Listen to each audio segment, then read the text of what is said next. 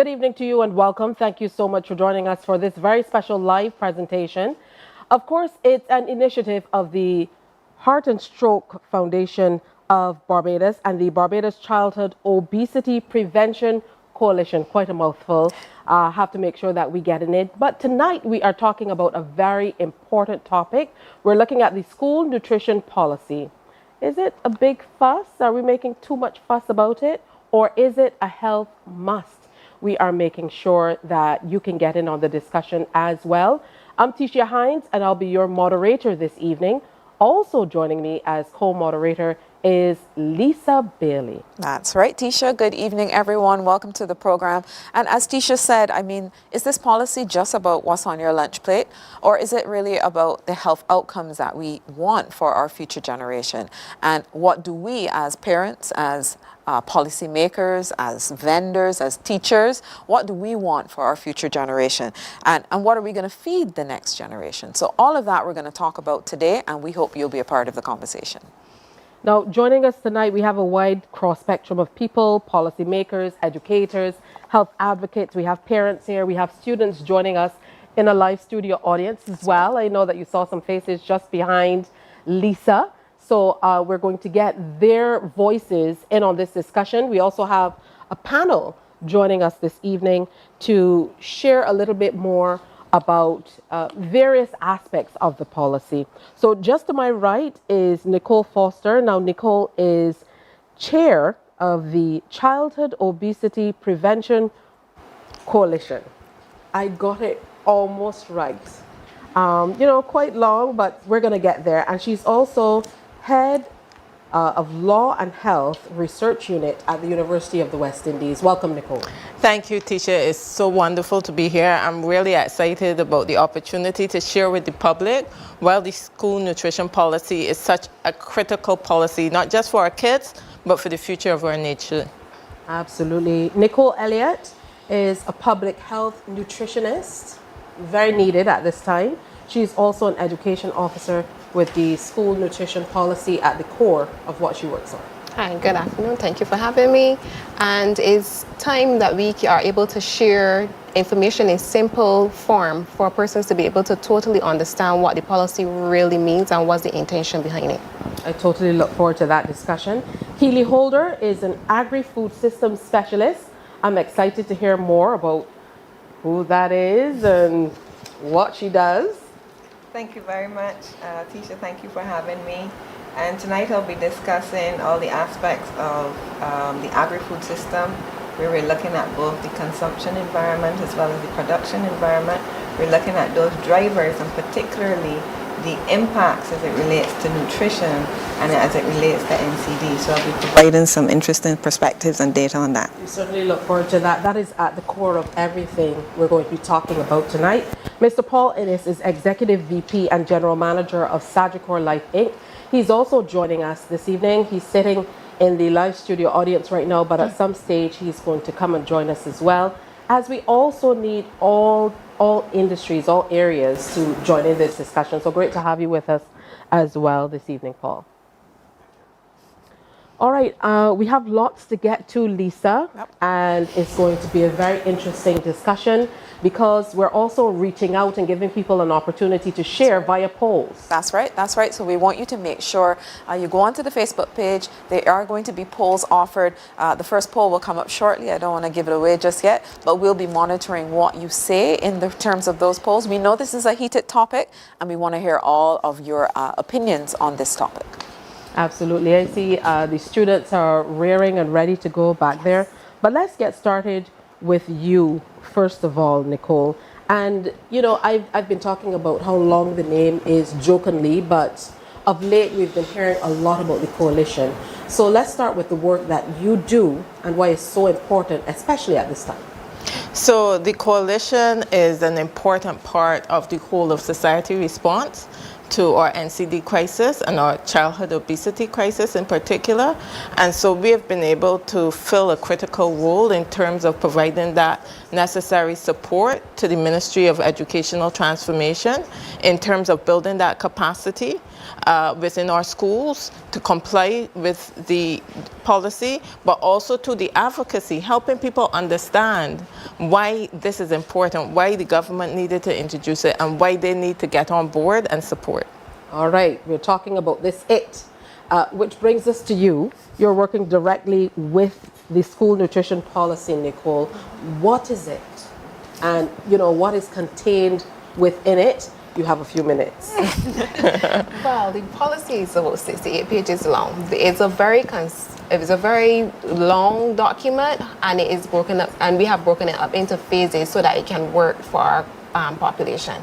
There's not only the nutrition aspect in the policy, but it speaks to all aspects of health, whether it's physical, whether it is nutrition-wise, whether it's mental-wise. It speaks to a wide cross-section of health that we need to look at, and we need to look at more seriously as a population. And this brings us to you, Keely, seamlessly, if only because when we talk a lot about nutrition, what comes into your psyche a lot of the times is, where do we get those healthy foods? And will it be prohibitive for us to get those healthy foods, whether it's because of cost factors, whether it's because we're not growing the types of foods that we need to eat, we're not self-sustaining as a nation. What are some of the challenges to working with this nutrition policy to get to a place where we are eating healthily and starting with the children at the school level? Well, I think first of all, we have to appreciate that our diets have changed a lot over the last 60 years. And you have a number of factors. When we talk about food, you've got the chain where it moves from fresh agricultural products, minimally processed. We've been importing a huge amount of our food for a significant period of time. Actually, Barbados has been a net importer of food since the 1940s. And so on our plates, the diet has changed. And so we have to respond, first of all, to what consumers are demanding. And the school policy is now saying we want people to choose things differently. And so the discussion then has to be, where are we now and where is it that we need to go? And then we have to bridge the gap with regard to the production, because obviously there is availability of local fresh fruits and vegetables, but the policy encompasses even more than just what we produce locally. So we must take into consideration the retail aspect of it and how modern retailing ties into this. We also have a change in our structure in terms of when we had structural transformation, family sizes have changed, convenience is more important, people are busier, things like that. So it's not just the availability of food, but the packaging of it, and then we have to also factor in the cost aspect of it as well, which will shift according to the type of products that we're looking at. So that's very complex, and we'll delve into it some more. Absolutely, definitely a mouthful, which brings us to the first poll question we're presenting to you. Should schools play a major role in shaping children's eating habits? What do you think? Get online, go follow us on Facebook. You're looking at the stream on YouTube. You can go to cbc.bb or CBC News Barbados and share your opinion. Schools play a major role in shaping children's eating habits, and I'm sure it is on, yes, and I'm sure that we have some opinions, of course, in the audience as well, and I'm looking forward to hearing what persons think about this. So we'll be monitoring those polls online. We can see the polls as they come in here, but make sure that you also in the room start thinking about this as well, because maybe we can talk about it in the studio audience as well as the conversation goes. That's right. So these polls are live. Get in and share your opinion. This is your chance to do just that. Share your comments, send your questions for our panel. We just want this to be an engaging type of discussion, and we're going to go all the way to 9:30 this evening, so you still have some time to get in. I'm going to come right back to you, Nicole, and lay the poll at your feet. What are your thoughts as the education officer? Should schools play a major role in shaping children's eating habits? I know your answer already, but qualify it for us. Yes. it shouldn't have to be just the school that has the role to play in terms of getting people to eat healthier, in terms of children to eat healthier. But we are at a point where parents have gotten busier, families, things that we would expect before, that was the norm. You had grandparents who would have passed cultural norms down to other family members. You had persons who would have taught their family members how to cook at home or teach them how multi-mix principles work without even knowing that it was the multi-mix principle, and how to mix things together to get the correct portion sizes and the correct nutrients. Those things are not the norm now within a household. And it's not of any fault of anybody own, but because of our system and the way how we operate has changed totally from what it was years ago. And so because of that, we need to be able to help persons where they're at. And so with the school nutrition policy, if we can help your child to be a little bit healthier at school, so that it kind of mediates what happens at home. So even if you are maybe not getting exactly what is required at home, at least we can help you get in an environment where we can determine what is the best outcome for your health for you. Two words we usually don't hear going together, health and law. And here you are heading up this entire unit at the University of the West Indies that I'm just hearing about tonight. Maybe I heard about it a little while ago. But talk to us about how important or where do the two intersect? Schools getting involved with children and their eating habits and what they do. You know, where does the law stop in terms of maybe parents' opinions of what should happen and schools intervening at that level? So the law has an important role to play because law regulates environments. That's a powerful tool for regulating environments. And you will see that in the context of the school nutrition policy, for example, one of the things that the coalition is calling for is for a legislative ban on the sale and marketing of foods that are unhealthy foods in and around schools. And that's something that's in the policy. But then law now is able to strengthen that call by creating an environment where you can really enforce that in a big way.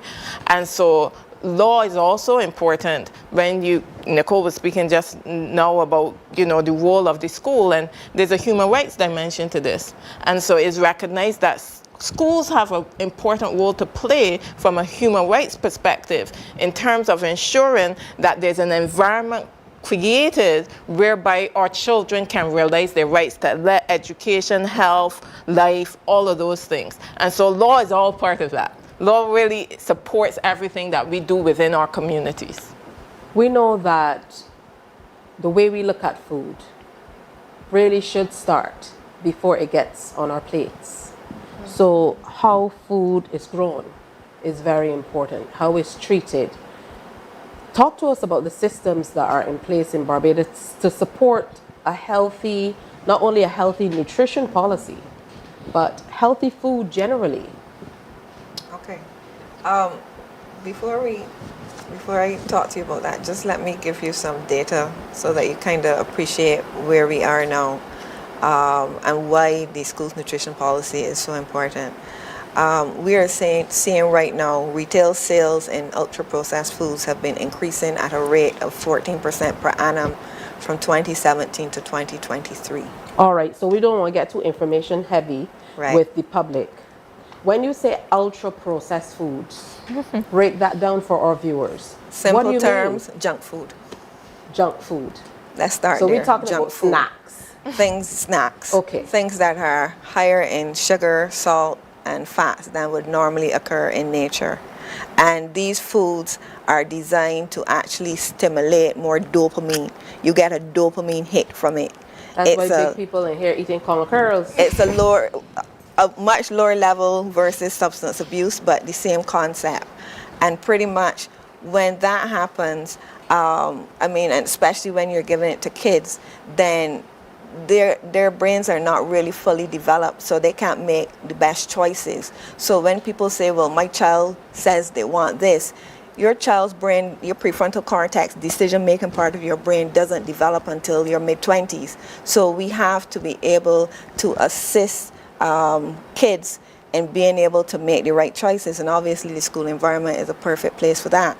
And so when we look at how retail is structured, retail and what modern retailing drives a lot of what then is produced, because if it is that you've got big food marketing brands that can control the narrative that's going out there to kids, and this then informs what people are buying, this then informs what farmers are growing or not growing.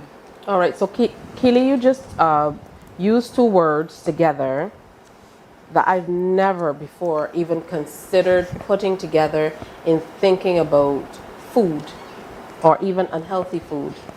Substance abuse, as with food. I'm sure that, you know, our live studio audience feels the same way. So I'm going to go over to you, Lisa, in just a little bit, because we have a few messages that we want to share with you as well. So when we come back, Lisa is going to take it to the live studio audience and get their feedback on, and we're going to get the results of that. Your plantain, watermelon. Who loves watermelon? Who loves watermelon? I love watermelon. Your boiled eggs and some toast as well, whole grain. That's your breakfast. Yes, you still get lunch. Broccoli, nice veg, offers you fiber as well as the vitamins and minerals that you need, along with the pumpkin, your sweet potato as well, and your chicken breast for that protein. There's more. Another meal, breakfast, lunch, and dinner as well. Sweet potato again, pumpkin. You get tomato from some variety, and some nice beef that we pan-seared with some olive oil to have like a burger patty situation here as well. Oh, I'm not done. Sorry. Okay. Something light to top off your night, you know. Yogurt as well as some kiwi. Fresh, light, splendidly delicious. Okay. 2,200. Can you guess? Can you guess? Less than 1,500 calories. I'm just saying. And comparably, this looks a little dull. This looks a lot more lively. Oh, I'm not done. Still.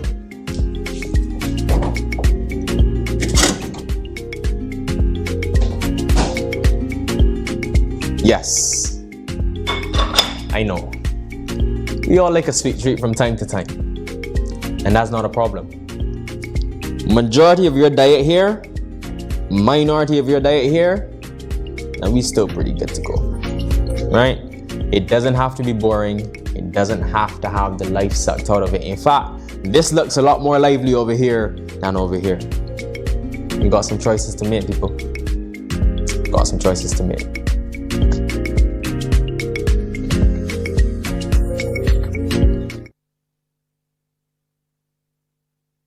My goodness, and it looks good too. And I get an ice cream snack. I like that. Is he a lawyer or a marketer or a bit of both? Anyway, let's check out this first poll. It's looking interesting. Should schools play a major role in shaping children's eating habits? We have 32.9% of people saying yes, schools should lead the way. And then we have a big portion, 54.1%, saying they can guide but not enforce. And then we have a 12.9% saying nope, that's the parent's job. So that's interesting. We have most people saying guide but not enforce. And then we have the second closest majority then with yes, schools should lead the way.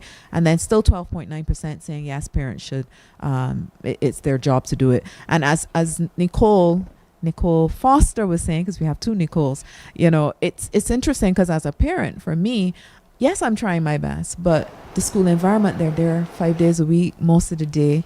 So for me as a parent, I really need the school to help, you know. So it's interesting. And I can't wait to hear what the audience thinks about this. Anyone in the audience would like to, here we go. Right. Mr. Innes. So thank you. The poll result is actually interesting because from a nutrition perspective, I would think that the school environment is a construct that influences and help our children develop structure, discipline, and all the things that make us who we are as we become adults. So couldn't we look at influencing nutrition from an educational as part of the educational remit of schools, and not necessarily that you're trying to enforce or force, because you want school, and we would always want schools to actually educate and inform our students. So maybe rather than they can guide but not enforce, I would tend to ask the question, well, would you rather me not enforce learning in schools? Yeah, and you raised a really great point as well, Paul, in talking about enforcement as opposed to just guiding.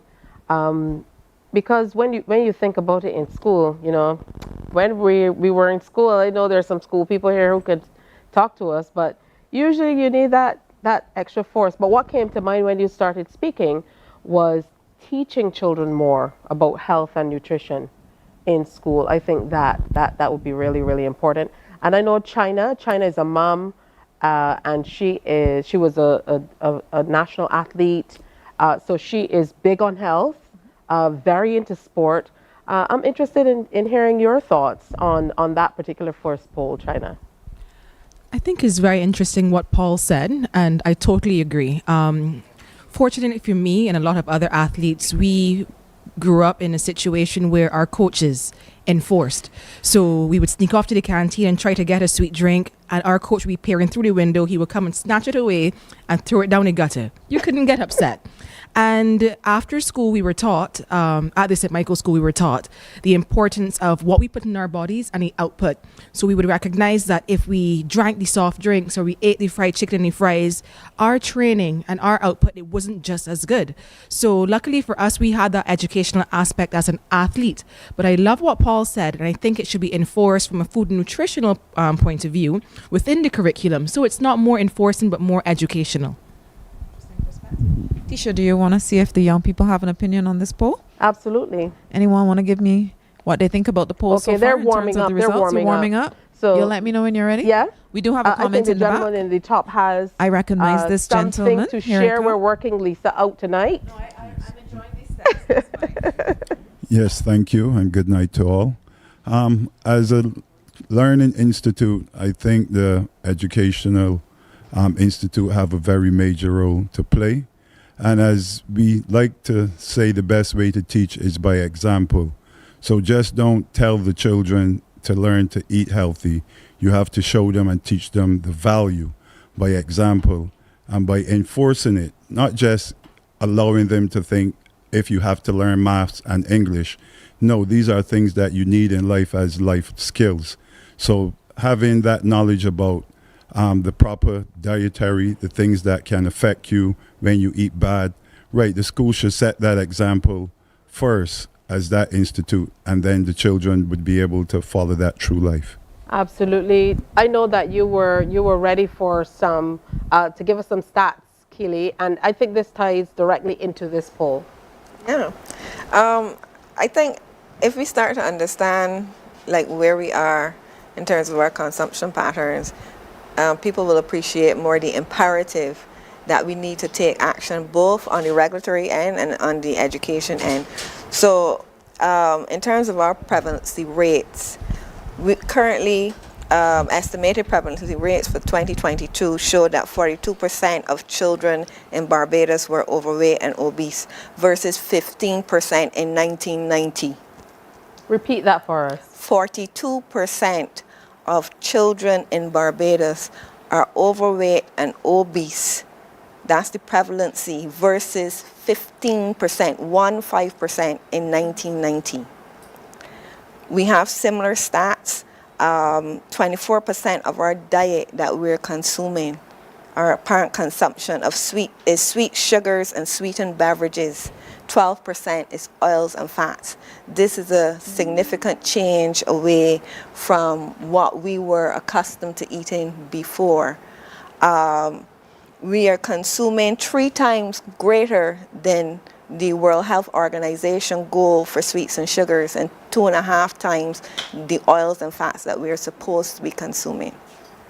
And I just want us to appreciate that obesity has now become a global epidemic. It is not just applicable to Barbados or the Caribbean, but as we are seeing Asian populations, as we are seeing this modern retailing wave moving through developing countries, this has been a result of it. And so we are now in a situation where we are seeing these numbers and they're rising. 75% our prevalency rate for women has gone up from 66%, 67% overweight and obesity in 2016. I think it is now in 2022, it is actually 76% of women and 58% of men are now overweight and obese in Barbados. That's the estimated prevalency for Barbados. And just one more for you in terms of diabetes. Women in 1990, only 12% prevalency of diabetes. We are now at 26%. Men, 11% in 1990. We are now at 19%. And we need to understand that if you start out earlier overweight and obese, then the risk of developing diabetes becomes even greater and sooner. So we need to be very concerned, and I think the urgency of these numbers is what's driving the school nutrition policy. It's not just enough to say we'll leave it to you. This is something that is out of control, and this is where we as the Barbadian public need to understand we need help in controlling it. Those are definitely some sobering figures. And we have healthcare practitioners and medical doctors like Dr. Sue, who are out here sharing that information as well. Let's hear now from Dr. Sue.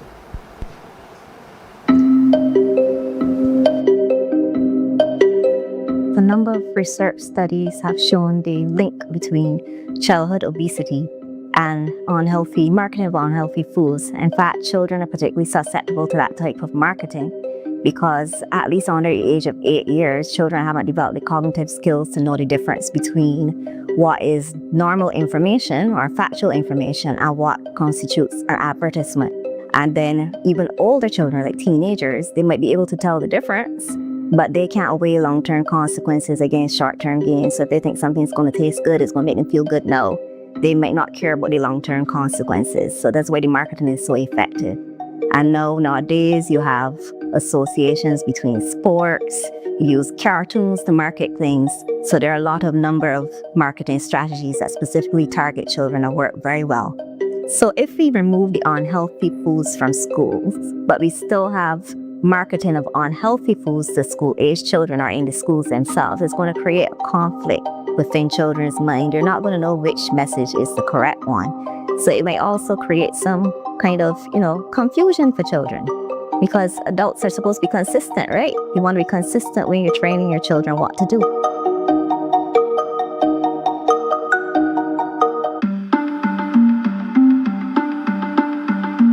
The ban on marketing of unhealthy foods and beverages in and around schools is a rights issue because at the end of the day, these unhealthy foods and beverages are adversely affecting our children's rights.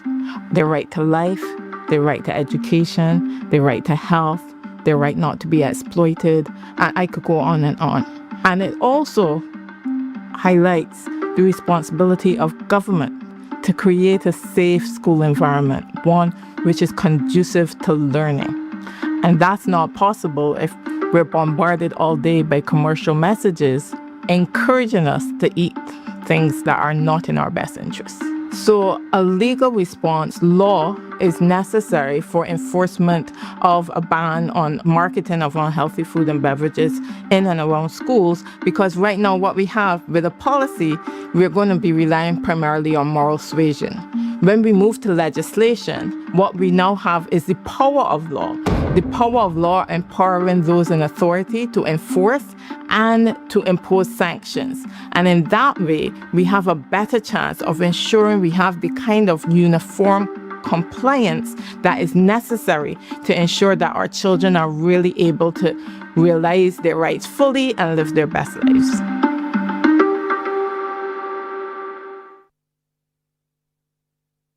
Nicole Foster and also Dr. Sue talking about why this is so important and how the policy is really being used to help, create safer environments for our young people. We have another poll for you. We want to know from you, what is the most recent data about childhood obesity in Barbados? We saw your comments just now. You spoke a lot about what you think should happen in the school environment. Now we want to know if you know what is the most recent data about childhood obesity. If you were listening carefully, you should have gotten a good hint just now in Barbados. So let's hear what you think about that. And we'll also talk more about the whole rationale behind the policy and what it's trying to achieve. I really like this poll, Lisa, because it's an eye-opener.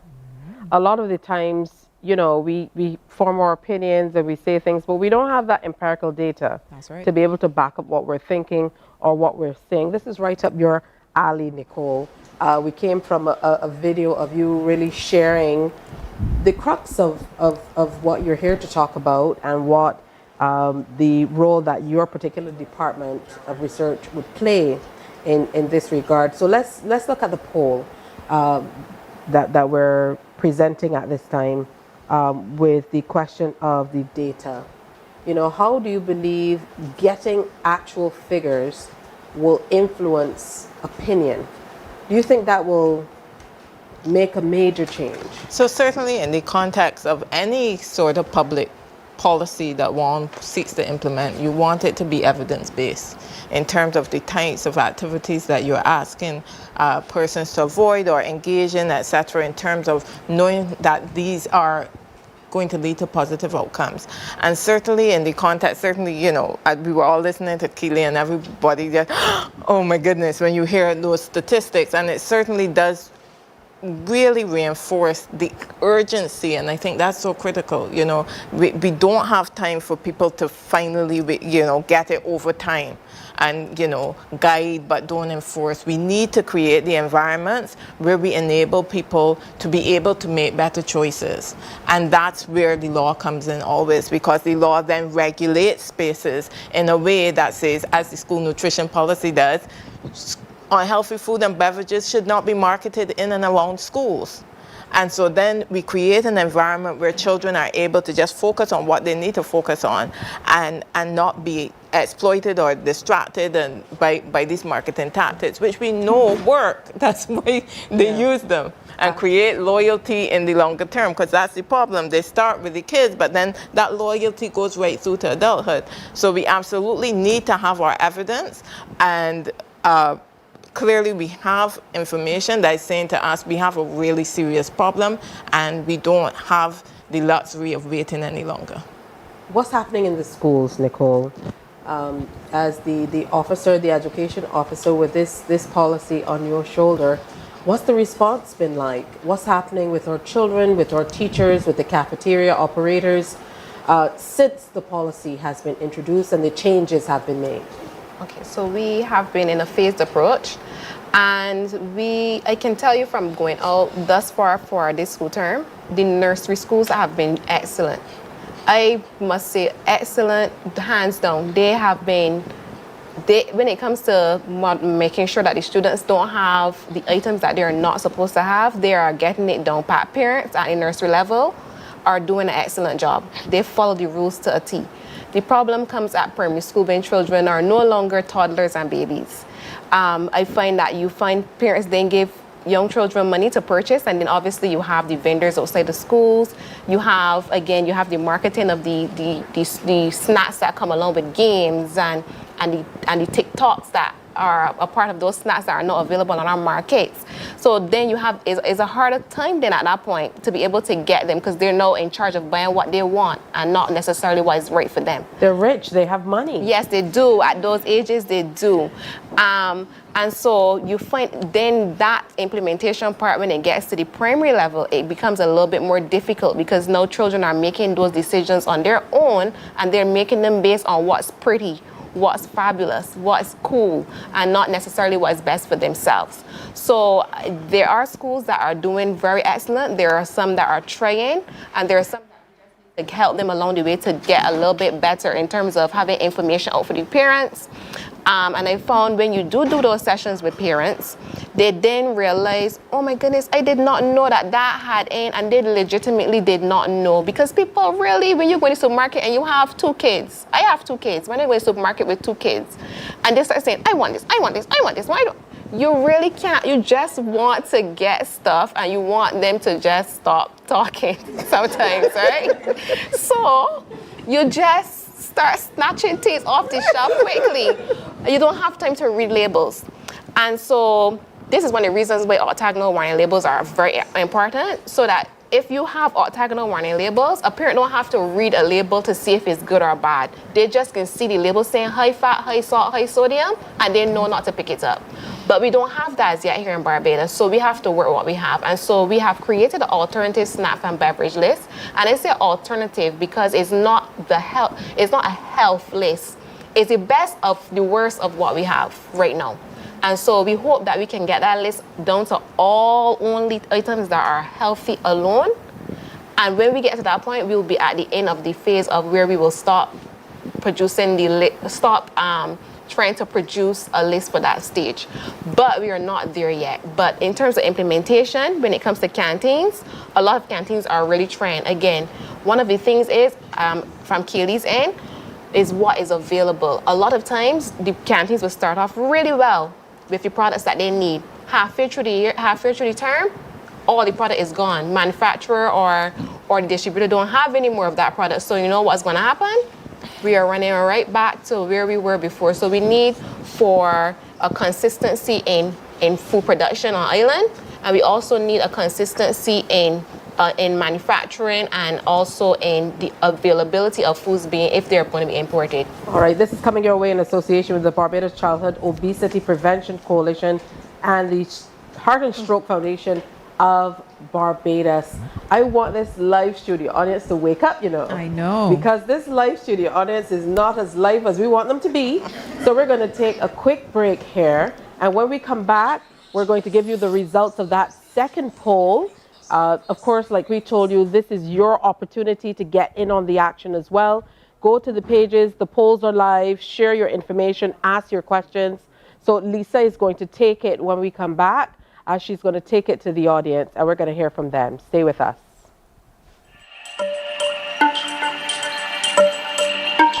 Heavy marketing of ultra-processed foods within our school setting is very dangerous towards helping our children to make healthy food choices.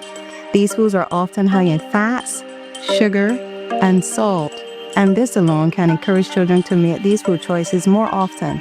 It also impacts how they will choose between a healthier food compared to this processed food. In the long run, this can result in children becoming obese or coming down with other diet-related diseases such as type 2 diabetes, cardiovascular diseases that can also go within adulthood. It's important to restrict the ultra-processed foods within our school settings so that we can have healthier children for years to come.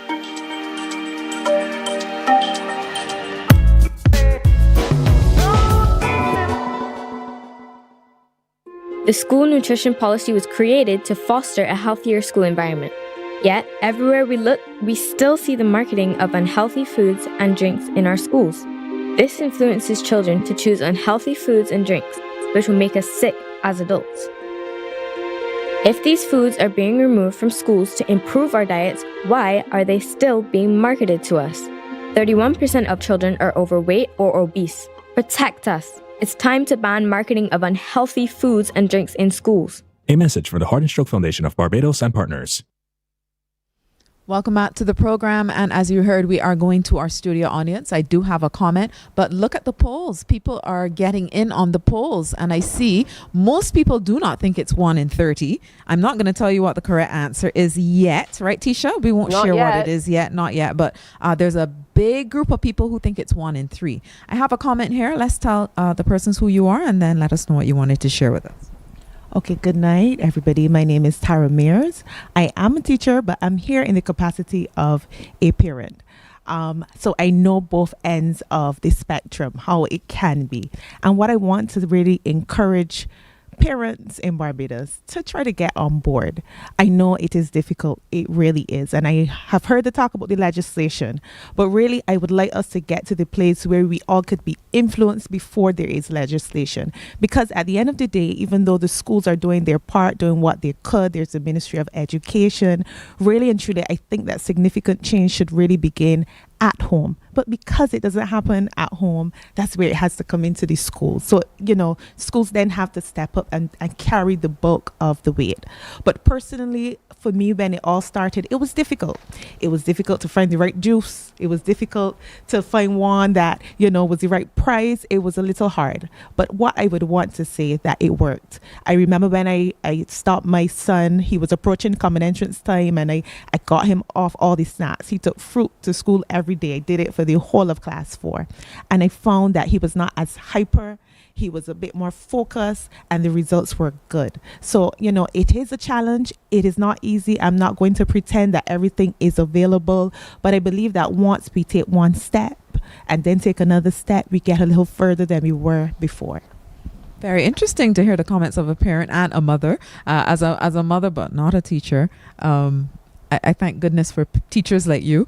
I do have a son who tells me that fruit is not a snack, even though I work in health. So, when the schools ban certain snacks, I am happy. We have another comment from one of our young people. Introduce yourself, before sir. we go to them, I believe, let's go to Facebook. Okay. And you can share that comment from Facebook, Lisa. Okay. Oh, wait. Oh, here we go. We have Beverly Johnson. She says, definitely we ask families to ensure they send healthy snacks to school. This is obviously a teacher, but yet children are still enticed with products that are not healthy being sold at schools. Yeah, I can relate to that. I can relate to sending healthy stuff and my children swapping. Because they're rich. They have money. They're rich. They have money from people like us giving them money. So can we hear from our young man now? Let's hear what you have to say. What's your name, sir?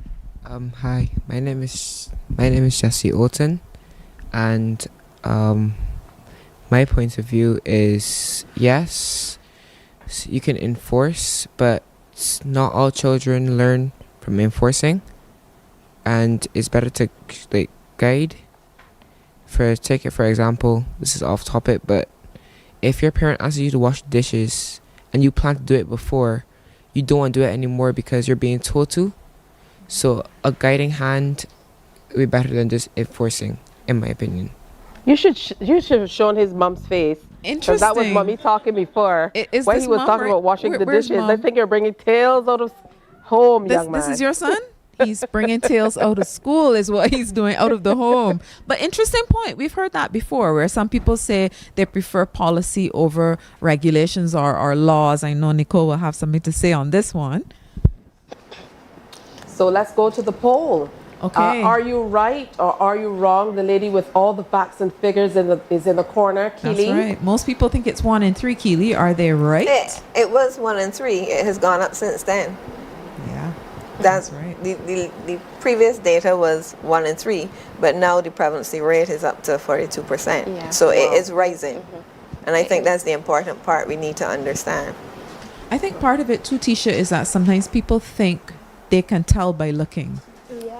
I hear this a lot, so people think, and maybe that's why we have a lot of people saying only 26.3% saying 1 in 30, because it does not appear to them as though a lot of children are overweight or obese. Absolutely. So let's take a look now at the challenges to our school nutrition policy. What are some of the areas that we have to work really hard at kind of pushing back on, or where are you getting that pushback on? Because it all sounds like beautiful flowers and daisies. Eat good stuff and, all will be well. So where are we experiencing the most challenges? We're experiencing the most challenges at the gate. The gate is the biggest challenge, because even where you may have a school who may want to do well in terms of selling what is correct inside the school, you then find people are discouraged because they say, why am I even selling the right thing if we have 300 people at the gate before the children can even get to the gate? And they all have them hanged up and they all have them look so pretty and so nice. And by the time they get in here, they don't want what we have because what is outside is more appealing. And so the gate at this point is the biggest vendors at the gate. And not the vendors as in the people, but what they're selling is the major issue. The artificial foods, the food dyes, the food colorants. And we can associate this with the spiking behaviors that we are seeing in schools, because when you are fed so much sugar, so much artificial colorants, which is already, most of the labels on these snacks already say will cause hyperactivity in children. Who reads that though? Exactly. I've never seen that, and I've bought lots of that and in my lifetime. On many of our beverages that our children love, it says this may cause hyperactivity in children, and some of the snacks even say. I see the warnings on the cigarettes. They say right on the back of the snack as well, this can cause cancer in women and children. And we still have them in our schools. Some of them even say not for sale in X country, but it's being sold here because there's no legislation to prevent them from selling that outside the school gate. A hip and a scotch and a hop over to Miss Legal here. What's stopping us from amplifying these messages that are on the back and actually calling labels out and saying this is not good for your child? So what we really want to aim at is something that is neutral. It doesn't seem to be that you're targeting a particular industry or a particular company. So you really want it to be something that is evidence-based, as I said. And that goes back to what Nicole was speaking about earlier in terms of something like a warning label, octagonal warning label. It's on the product. It's based on a scientific, empirical analysis. It has an X amount of salt, it has an X amount of sugar, it has an X amount of fat. We know what are the levels that WHO recommends, and then we know this is not good for you. But when you start calling out individual companies or individual products, it seems then that, oh, you have it in for such and such. Right? So you really don't, you want to get away from that. And that's why we're saying pass the vending bill. Bring it into, we have a vending bill that's been languishing for quite a few years now. We want that vending bill brought into force so that persons like Nicole wouldn't have to be dealing with the problems of the people at the gates, undermining what is going on within the schools, and the real effort that many of our teachers and administrators and canteen operators are genuinely making to live up to what the school nutrition policy is asking of them. A young lady who might be my daughter, but she'd be very upset if well, she's going to know anyway. But initially when it was instituted, she told me the children just wait until after school. Things have changed since then because like our young Harazonian over there said, I think once young people, even some adults feel like you are kind of forcing something on them, they kind of get a big pushback. And I saw you nodding in agreement, Kaylee. Yes, there are various trade-offs that we see when we want to implement these policies. Now, first of all, I'm a very big fan of educate before you regulate. And in terms of education of the public, in terms of understanding the importance of eating healthy, of what healthy means, understanding how food companies are actually manipulating us to buy, consumers need to be more aware, and then that would help them to be able to make those choices. If you don't have that education, then it's easy to just be frustrated with the policy. I think also we have to appreciate that our taste buds regenerate every 14 to 21 days. So this is also why food marketing is so important, because they need to lock you in. You have to keep coming back every 3 weeks. Mm-hmm. Now, if any of you guys have ever been on a diet for long enough, you realize that the things that you used to like, when you go back to eat them, they don't have the same taste that they've had before, because your taste buds have regenerated. So again, if it is that you do have vendors on the outside, if it is that the entire society doesn't get behind this because they understand the importance of it, then once the kids keep getting it, then those taste buds are not regenerating to a new taste. And so making the switch, we're talking about Dietary habits are complex. They're driven by culture is a big part of it. And we have a predilection for sweet, understanding because we came from sugar cane. There was a lot of sweet stuff around. We have a lot of fruits that are very sweet as well. So there's a natural predilection here for that. And so this has to be a process which you don't expect that if you have a policy today, you're going to get compliance tomorrow. We're not just looking at the kids of who are in reception today. We're looking for the next 20, 30, 40 years. So yes, you are going to see some of that pushback. But as we continue to educate programs like this, where we educate people on the importance of it, then what this does is to get people to understand. And with that understanding, then you start to make better choices, or at least you start to be aware of when you're making a bad choice. And that is part of the process, because it will take some time for you to move from, if snacks were what you were eating mostly, to eating a healthy diet. That's not something the average person can do overnight, and we don't expect you to, and we certainly don't expect kids to, but we want to start the process. And as you continue, you get, maybe you ate 3 snacks a day, then you're down to 2, and then you're down to 1, and that's how the process must work. We have to give Keely a show for herself. I was over here trying to find the full stop, but Keely, it's a lot of information. I know you want to get out. We're going to take a quick comment from Facebook before we go to the next break. That's right. And it is from Kimova Daniel. I have realized that not only the outside vendors sell junk food, at some schools the staff, sell unhealthy foods as well. And she's saying a family member has asked to bring money for certain sweet stuff like donuts and pizza. Is that my son? Sounds like my son to me. It sounds like every son to me. But yeah, it's an important issue. I mean, we talked about the gate, but obviously there's temptation everywhere. All right, so we're going to take a quick break here. And when we come back, you're going to see Paul join us on the set, but we're all still here, and we are still working on getting this live studio audience live. Stay with us.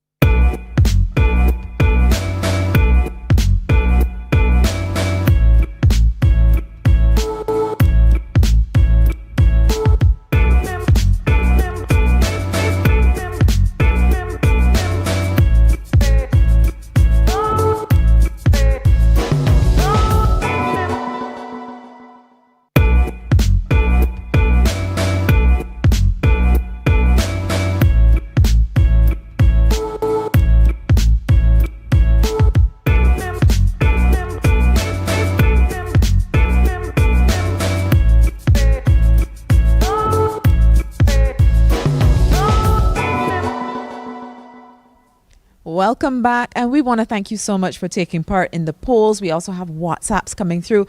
The audience is getting live as Tisha has requested. So we're going to share another poll with you. We want you to answer. Do you feel that you have enough or adequate information about what's required for the school nutrition policy, the school nutrition policy? Do you feel that you have adequate information about what's required by the school nutrition policy? So please let us know what you think about that. We also have a question here in the audience. I understand it's for Keely. Please introduce yourself and ask your question. Good night. I am Faye Paris, president of the Barbados Nurses Association. My question relates to availability of the foods that we are promoting. Nicole would have mentioned that at schools, the canteen would want to produce healthy foods, but at certain time in the term, the foods run out. What are we doing to ensure that these foods are produced on islands so that they can be available? Because you want the students to make healthy choices. So they have to be available in order to make healthy choices. What are we doing to make sure they are available? Are the producers given incentives or concessions? What are we doing to promote that?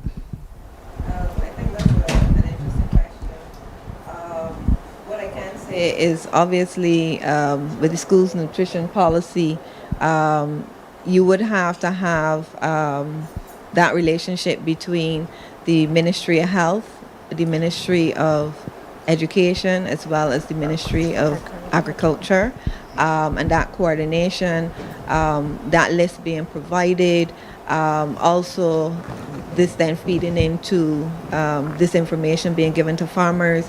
One of the areas that, yes, in terms of strengthening both local agriculture as well as strengthening or making more local foods available, would be to create an incentive program such as the Supplemental Nutrition Assistance Program. These types of programs incentivize farmers to grow particular products, and they can get either a premium price or more of their product being purchased, and that product then is made available to canteen suppliers, made available retail, increase the production of those things. So again, that coordinated effort would need to happen to make sure that you have that system in sync. And I wouldn't be able to speak to where that effort is at this point. I'm not sure if Nicole would have more information on it, but certainly that would be an important step. In terms of food, what we can grow here on island, I would say in particular, we have seen a decline, especially in fruits. Local fruits and low-calorie fruits, things like golden apples, guavas, and those are areas that, yes, there could be specific incentives to encourage farmers to grow more of those items so that you have more of those local, low-calorie fruits available. Yeah, but not only farmers, Keely. Let me jump in here. Because, you know, growing up, we saw a lot of these fruits next door. Yes. The neighbors grew them. They were grown by our parents. We had them just outside, and you could go get golden apples. Just the other day, I was thinking, I don't know the last day I've seen a golden apple, but there's a lot of golden apple juice going around the place. I have to, you know? I have to tell you that. So we definitely maybe have to put some incentives in place as we embark on this tree planting. We've heard a lot about, you know, a lot of this marketing to the general public about going back to fruit and so on. I believe, Lisa, there's a question coming from WhatsApp. That's right. Okay, we want the WhatsApp persons want to know, well, this person wants to know, is it possible for schools to include fruit cups as part of the meal offerings to promote healthier options for students? Nicole, you want to take this one? Definitely is. It always has been an option. I'm not sure if there is a misinformation out there, but fruit cups, fruit salads, fruit yogurt, fruit anything, once it is not fruit flavored or anything like that, that just contains some kind of flavoring. Reconstituted fruit in syrup. Once we have fruit, it can come in the form where it's just picked from the tree. If it's chopped up, you can bring it in whatever form you want. We just want the students to be able to have fruit. And if you have students who like carrot sticks or they like pickled cucumbers or pickled carrots, they can also have those things as well. It doesn't have to be just bland and unappealing to children. All right, so we're now joined on set by Paul Innes, who's Executive Vice President and General Manager of Sagicor Life, Inc. Of course, he was here in studio, but it's wonderful to have you on stage as a representative of Corporate Barbados as well, not necessarily down the alley straight away if we're connecting dots with food and nutrition, but we know down the alley, you are definitely there. So, you know, share with us your perspective on the school's policy and what we're discussing today. First of all, too much fuss or a health must? I think we must fuss because it is important that our children live healthy lives and become productive, but you can only be productive if you're healthy. And I think at the core of this, for me, and just as a human being, just as a person with a family, just forget business for now. You know what I think most about when you hear of the challenges at the gate and those that may push unhealthy options to children. The question I would have for those listening and those who are involved and have responsibility for the nutrition part that impacts our kids is just think about your own family. I like to be practical. Would you want me to be at your gate or at the school gate pushing unhealthy stuff to your kid? I'm sure the answer would be no. And so why would anyone want to do it with other people's children?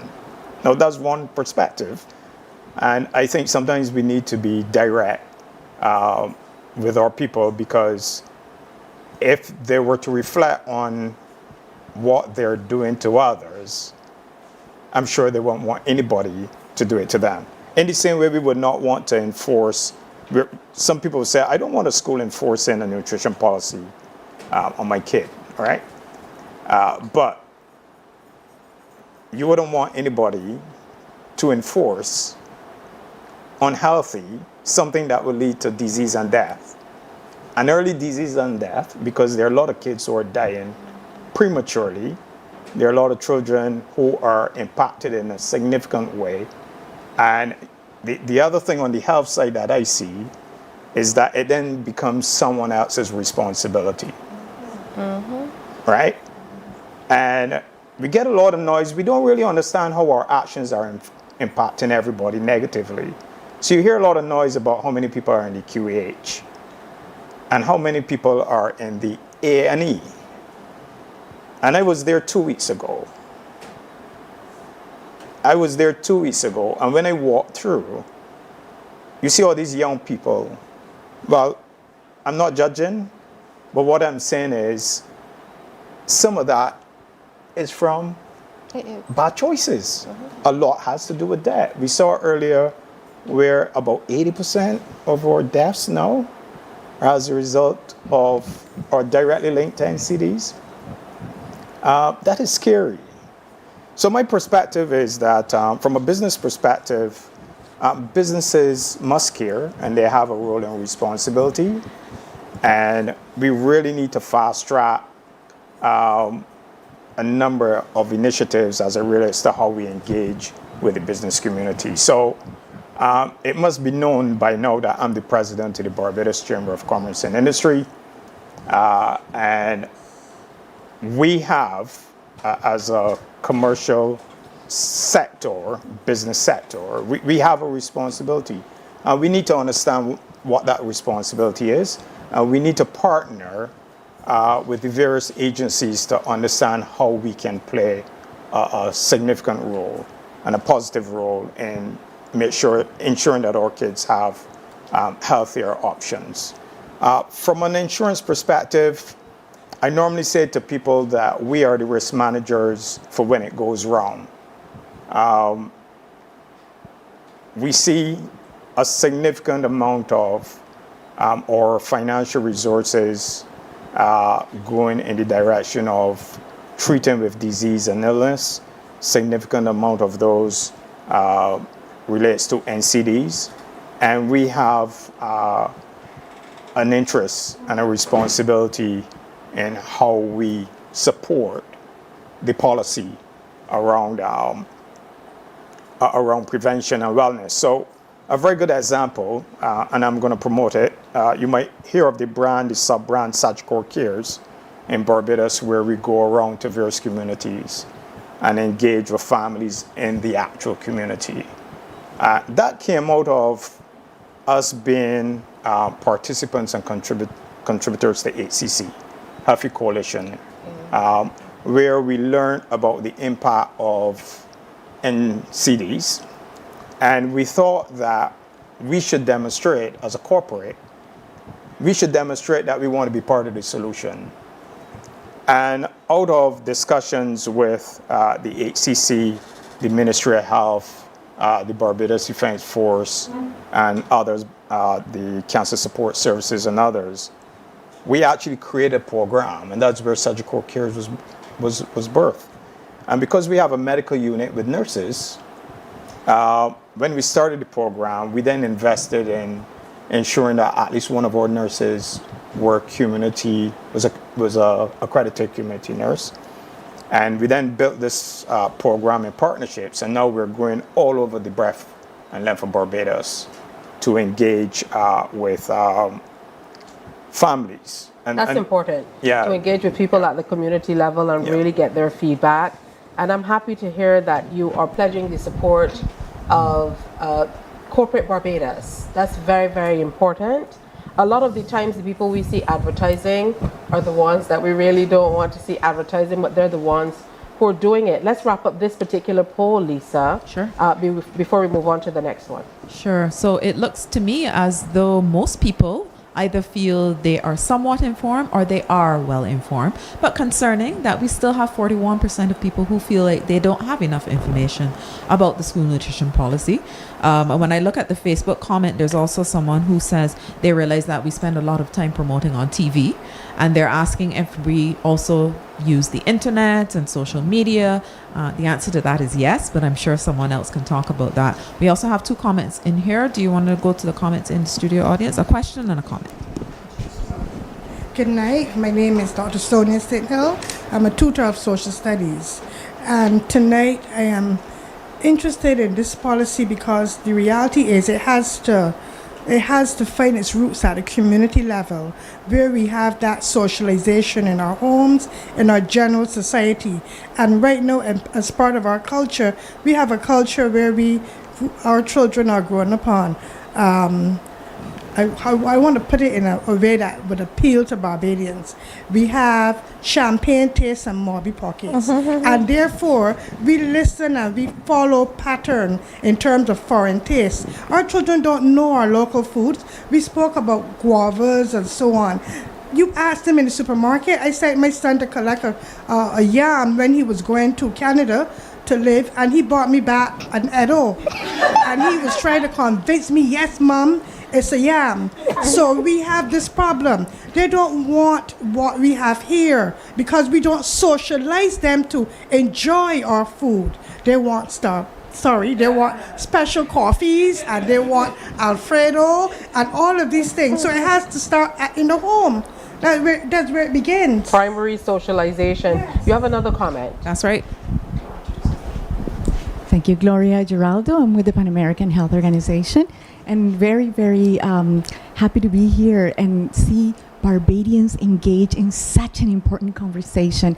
Just adding that international perspective, when we talk about policy, let's not build a dichotomy that isn't there. We need policies because major international food corporations, in this case, that produce these ultra-processed foods, have been little by little influencing us all around the world through messages. And the comment by our young speaker today, we might feel that the policy is coming to enforce, but very subtly, advertising to everything we see, social media has been, in a way, forcing us very softly to want to desire many different things. So policy is not to force us, but it's a corrective, is to help us balance the environment in which we all live. So in that global perspective is something we're facing here in the Caribbean, but we're facing it all throughout Latin America and through the world. Therefore, let's think about that. It's not something that is being pushed on us as persons or youth or parents, but really because there's some imbalances around the world. Thanks for that perspective. Thank you. The audience is alive. We have another comment or question. Introduce yourself, please. Although I'm sure you probably don't need to. I'm wondering, how do I introduce myself? But nevertheless, Heather Phillips Boys, transitioning from work to relaxation. Two comments. There's a question about our local fruits. My concern is the monkeys. I've always been talking about that. We have an issue in monkeys. How do we introduce our young people to our local fruit when we have these predators that are eating the fruits we should be eating? That's one issue, or concern, I should say. Another is our problem with NCDs. We live in a region where we are subjected to hurricanes. That's impactful. But people do not think about the impact of NCDs on us. It's killing us slowly. We see the impact because of a hurricane where we lose a lot of people, but we do not see the impact of how the NCDs kill us slowly. So there needs to be some emphasis and some effort put into what do we do in order to prevent our people from dying from our NCDs. The last thing I want to say here is, so I don't think a lot of people see what happens later down the road. We have our children eating these ultra-processed foods. They're nice.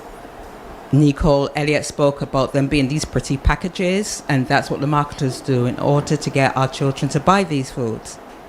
But later, when they become 20s, in their mid-20s, their 30s and their 40s, they're at our polyclinics, our public health. And then we still have to spend our taxpayers' money to help these people who would have caused the problem when they were younger. Last thing I want to say, Lisa. You said last time. This is the last. Our parents, I think, need help. The convenience foods are convenient. So it is easy for them to go home, go to the supermarket, pick up something, open a package for the children, and they get something to eat. Or grab something on the way home. Correct. Yeah. To peel a yam or edo, that takes some time. And I think that is the problem that we are experiencing with getting our people to consume our local foods. So we need to speak about ultra-processing, Georgianne. Yeah. We need to speak about the ultra-processed foods, using our local foods, see how we could get them ultra-processed so that our people can pick up our foods from the supermarket so that when they go home, it's easy for them to feed their children. Yes. All right, let's get into this next poll. And the next poll is equally as important as everything we talked about tonight. What should be the next step to improve school nutrition? I'm going to come back here to you, Nicole. Your thoughts? Okay, so I'll answer by picking up on some of what was said earlier. So I think the school nutrition policy has started an important conversation and a shift in our thinking in terms of the need for a structural change, cultural change and structural change. And so, and it is important that it's being done gradually so that we allow people to come along with us. We're not leaving anybody behind.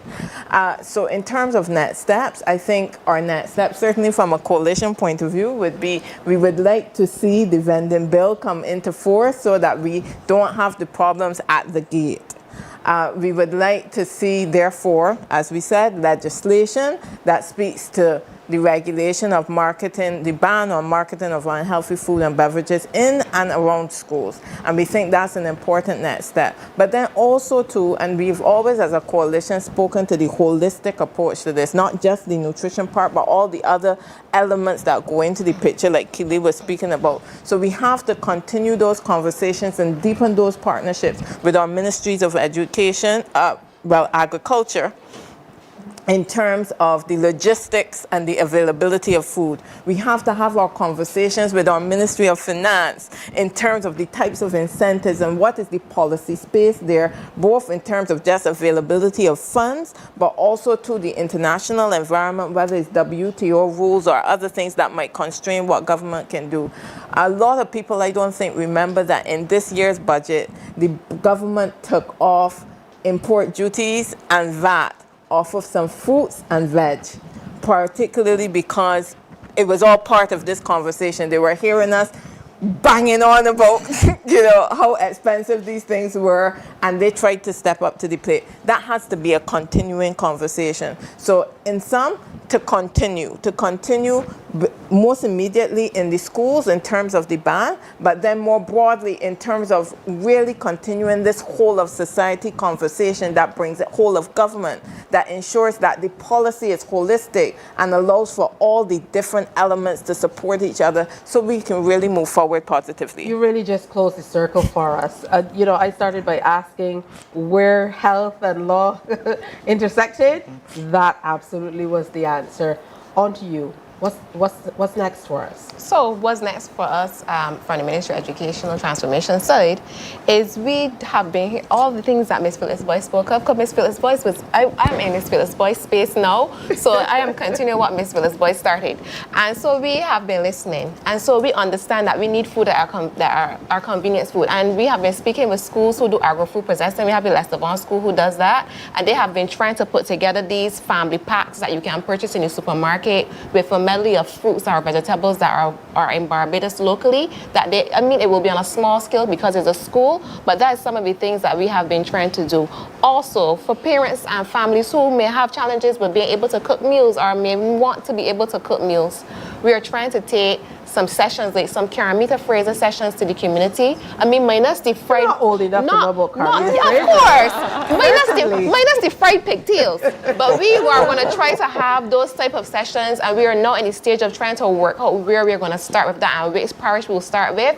But those are things we're trying to do because we recognize that, again, just not saying it here on TV is not enough.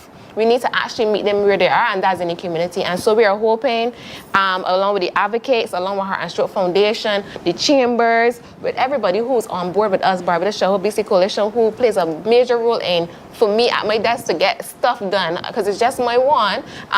So for me to get stuff done I always reach out to BCAL, I reach out to Heart and Stroke, I reach out to all the partners who are a part of BCAL to get stuff done. And so with that, we do hear you.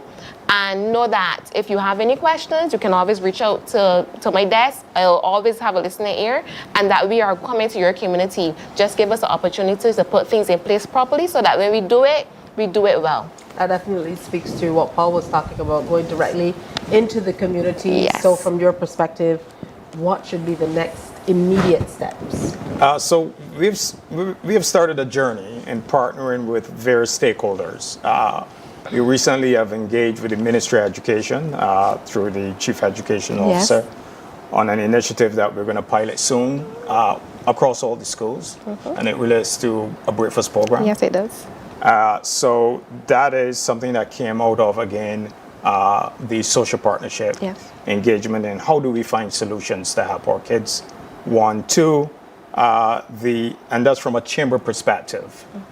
From a company perspective like Sagicor, we continue to actually see how we can actually utilize our resources to help the various non-government organizations with their various strategies and agendas, and how we actually reach, educate, and inform, and actually start to help with the cultural shift that needs to be made, because it is very cultural, and I agree with the lady in the audience that talk about it has to start from at home, but the school has a role to play. business has a role to play. So we will continue to seek to partner and influence the environment in whatever way we can. All right, wonderful stuff. Keely, I'm almost afraid to come to you to tell you to wrap because Keely has so much information there to share. Quick, succinct, next steps. Yes. Next steps, I'd say we really need to promote more education, and particularly to women, plug for women, because women make a lot of decisions in the household when it comes to food. And women also do a lot of educating of men. Many wives and partners help men to get healthy. And likewise, we need to have that promotion going. I'd also say that we need to expand our push for banning food marketing, not just around schools, but globally, 73 countries in the world have already banned food marketing to children altogether. So nothing on TV. In some countries, you can't even market unhealthy stuff until after 9 p.m. when kids are supposed to be in bed. So I would say that we have to push back against those international food companies because they have a lot of marketing power. And so that ban helps to reduce that marketing, that indoctrination that we are getting constantly that we don't understand. And so I would say that's an important next step. All right, let's close out this particular poll. And Lisa? the poll is not that surprising to me. It's almost exactly in thirds. It's gone off the screen now, but I think the highest one is better food options in schools, followed not too far off by more education for students and parents, and then incentives for vendors to serve healthy meals. So it's what we're talking about. This is a complex problem, and we see that the people who are giving responses realize that we need to do more on different fronts. Absolutely. We definitely have to do more of this. And when I say more of this, is not only talking, it's information sharing. It's important too, and I mean, this has been thoroughly whipped, meet people where they are, but it truly is important that we're able to share with people through different platforms and in varied ways. We have to alter that message to suit who we're talking about because everybody doesn't receive information in the same way. So it's really important that we reach across. Someone sent a comment about sharing online. We see a lot of stuff online, but it doesn't relate to us. This is what we can control. This is where we can share. And then we can repurpose it to go wherever we want it to go. I don't think that our people see enough of us and share enough of what we need to do and hear from the professionals enough in terms of what's being done. It certainly is a call to action for me, and I certainly hope it's a call to action for you as well. We are out of time. This live studio audience got action going in the very last half hour, But they did. Yeah, I'm gonna have to engage them for a longer period next time. I mean, this was an absolutely amazing conversation tonight, Lisa. Yes, it was. And we heard passion, we heard perspectives, but most importantly, we've heard about possibility. That's right. What can be next? That's right. And I think we all have, you heard the passion in the room. You heard from parents, you heard from teachers, you heard from people who are working in nutrition. We even have persons representing Sagicor and the insurance company. So I think we heard a lot of different perspective, and they're all very important, I think. All right. So a big thank you to our guests. A big thank you to the live studio audience. And our students. Maybe, yeah. Our students, No? our students. Not so live. All right, and of course, to you watching, to those of you who took on our polls and shared, we're not going to close them out right away, but we will continue to share as well. And I want to challenge you to do the right thing. I certainly will continue to try to do the right thing as well. I know what I must do, so I will continue making that big effort. So on behalf of my co-moderator tonight, Miss Lisa Bailey with a Y. She was very, very adamant about putting that in there, as she should. Of course, the Heart and Stroke Foundation of Barbados, the Barbados Childhood Obesity Prevention Coalition.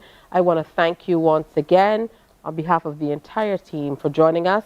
And we certainly hope we'll be coming to you again with another big conversation on the school nutrition policy. A big fuss or a health must?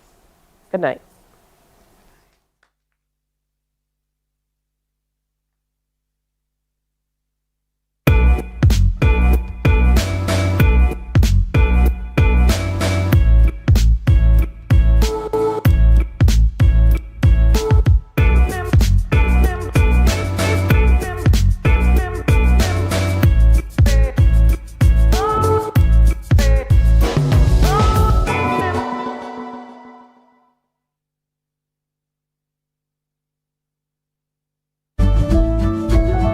Hi, I'm Dr. Kia Lewis, General Practitioner and Healthy Lifestyle Advocate. Good nutrition starts at home. So this school year, I want you to consider packing healthy, nutritious snacks and lunches for your children to carry, rather than having them buy them at school.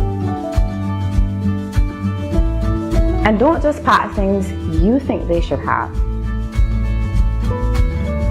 Have a discussion and come up with things that you both know they will enjoy. A message. Healthy living is good for you. The school policy is a dream come true. Healthy living is good for you. The school policy, a dream come true. Rewind! It's time to be cool. Bring on your veggies, bring on your fruits. Young people, don't be a scoop. Turn it around, turn it around. Fruits and veg will help me live long. Turn it around, turn it around. More water, I glad to be strong. Turn it around, turn it around. Fruits and veg will help me live long. Turn it around, turn it around. Cool school tour, that's how it get on. Hey parents, my name is Stacia and I'm a mom and a nutritionist. I know mornings can be hectic, especially that marathon before 8 a.m. Just getting those lunches ready for good health and energy throughout the day. No guilt, no judgment here. I know many of us have added those juice boxes and chips into the lunch boxes. All right, time for the face-off. On the left is an unhealthy lunchbox, and on my right is a healthy lunchbox. Let's unpack the contents.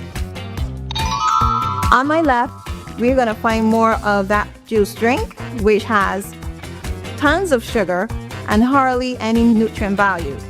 You might even pack that salty snack, or you might pack a lunch that is just white bread, no dietary fibers in there, which is very important for our kids, and that protein that could be a bit salty as well. You might even include that cookie. Now, there's not a problem to have a cookie at times, but the overconsumption of these unhealthy foods are impacting our children in a large way. On my right, you might consider a more healthier lunchbox. And it doesn't have to take a lot of time either. You can pack a fresh fruit, high in potassium, all the nutrients you need to get that child through the day. You might consider a yogurt, rich in calcium as well for those strong bones and healthy teeth. And that lunchbox can also comprise of a healthy sandwich made of whole grain bread, slip in a bit of those veggies, and maybe another fresh fruit just to get them through the evening. And if you dare to consider adding a snack, look for those healthier snacks that are low in salt, low in fat, and certainly have some fiber content. And always, please don't forget, pack that vital nutrient, water. Costs you very little, but is important for growing children. So, which lunchbox would you choose? Let's raise a generation of healthy children for Barbados. The school nutrition policy was created to foster a healthier school environment. Yet, everywhere we look, we still see the marketing of unhealthy foods and drinks in our schools. This influences children to choose unhealthy foods and drinks, which will make us sick as adults. If these foods are being removed from schools to improve our diets, why are they still being marketed to us? 31% of children are overweight or obese. Protect us. It's time to ban marketing of unhealthy foods and drinks in schools. A message for the Heart and Stroke Foundation of Barbados and Partners.